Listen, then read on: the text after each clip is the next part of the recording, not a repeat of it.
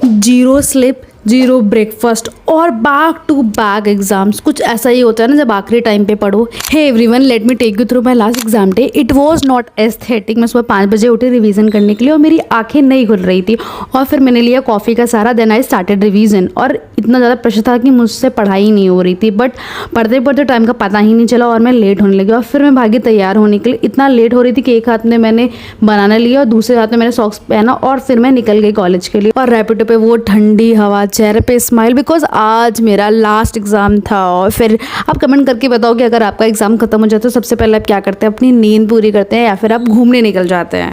Then seating arrangement check किया, पहला exam खत्म किया और सबसे पहले भागी खाने के लिए। भाई इतनी ज़्यादा भूख लग चुकी थी ना, फिर मैंने वाटरमेलन खाया और मैंने अपने असाइनमेंट के मार्क्स चेक किए और थोड़ी बहुत चिट चैट किया और फिर मैं दूसरे एग्जाम के लिए वापस से निकल गई। अब असली पेपर तो यही था। दिमाग बिल्कुल चलना बंद हो चुका था, इतनी ज़्यादा नींद आ रही थी। पेपर ख़त्म किया, इतनी ज़्यादा गंदी भूख लगी थी और ये अप्रैल की गर्मी, इतना गुस्सा आ रहा था ना। फिर इसके बाद सीधे कैंटीन भागी और फिर लंच किया और ये पहली बाइट, आए हाय। ये सब ख़त्म ही हुआ था कि फिर हमें पता चला कि इंटर्नशिप सेशन रखा हुआ है। जैसे ही हमारा एग्ज़ाम ख़त्म होगा हम सब 2 महीने के लिए इंटर्नशिप पे जाएंगे। कॉलेज से निकलते निकलते शाम के 6 बज चुके थे। आइज़ वर सो स्लीपी, बॉडी एग्जॉस्ट हो चुकी थी। But you have to, if you want a career you have to sacrifice, then you will get something. Finally सब खत्म हुआ। मैंने अपने एग्ज़ाम को ही नहीं, अपनी थकान को भी हराया। असली स्टोरी तो अब शुरू होगी।